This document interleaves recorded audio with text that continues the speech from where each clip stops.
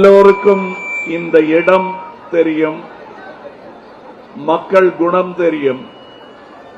அவர்கள் மீண்டும் வர வேண்டும் என்பதுதான் உங்கள் விருப்பம். இதே ஆட்சி அமைய வேண்டும் என்பது நம் விருப்பம், முக்கியமாக என் விருப்பம்.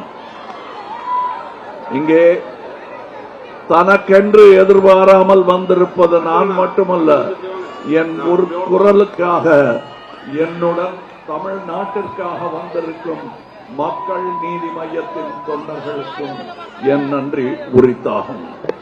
சென்னை மண்டல செயலாளர் மயில்வாகனன் தணிகைவேல் அவர்கள், நிர்வாகிகள் திரு அப்துல் முசாஃபர் அவர்கள், திரு சேகர் அவர்கள், இவங்கெல்லாம் ஏன் இங்க வந்திருக்காங்க அப்படின்னா,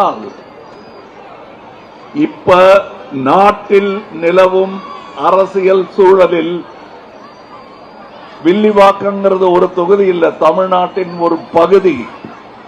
சோ உங்கள் ஓட்டு நாட்டுக்காகவும் தான், தமிழ்நாட்டுக்காக மட்டும் இல்ல. தமிழ்நாடே இப்பொழுது தனி கோட்டையாக நின்று இந்தியாவுக்காக சண்டை போட்டுக் கொண்டிருக்கிறது.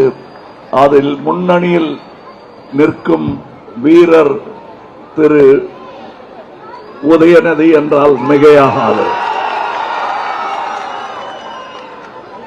அவருடைய பெயரை சொல்லும் பொழுதே இந்த குதூகலம் இருக்கிறது.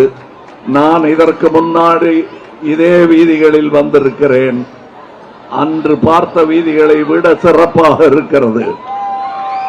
சாதனை என்பது சொல்வதல்ல, பேசிக்கிட்டே இருக்க போறதில்ல, செய்வேன் என்று சொல்வதும் இல்லை, செஞ்சு காட்டுறது தான்.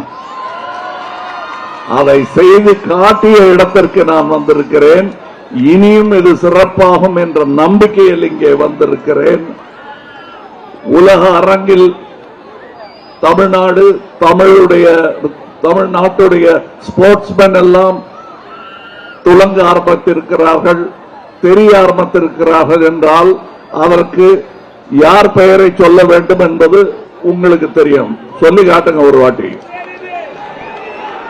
அதேதான், அவர்தான் மீண்டும் இங்கே வர வேண்டும். உங்க இடத்துக்கு மட்டும் சேப்பாக்கம் சொன்ன உடனே உங்களுக்கு மனசுல என்ன வரும்? ஸ்போர்ட்ஸ் தான் ஞாபகம் வரும், இந்தியாவுக்கே அது ஞாபகம் வரும்.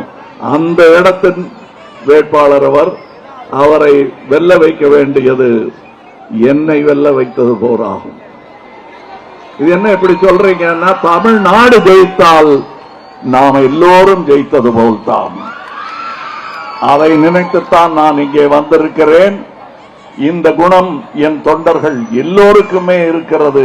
40 வருடங்களாக அவர்களுக்கு வேறு எதையும் எதிர்பார்க்காமல் மக்கள் தொண்டை செய்து கொண்டு வாருங்கள் என் பழக்கி கூட்டிக் கொண்டு வந்தவர்கள் அவர்கள் இன்று அரசியலில் வந்திருக்கிறார்கள். நல்ல அரசியலை தேர்ந்தெடுக்கும் குணம், மனம், அறிவு எல்லாம் அவர்களுக்கு இருக்கிறது. கண்டிப்பாக அவர்கள் இங்கே சேர்ந்திருப்பது ஆதாயத்திற்காகவோ அல்லது இப்பொழுது நடக்கும் அரசியலுக்காகவோ மட்டுமல்ல, நாளை தமிழகம் சிறக்க வேண்டும் என்பதற்காக நாங்கள் இங்கே வந்திருக்கிறோம்.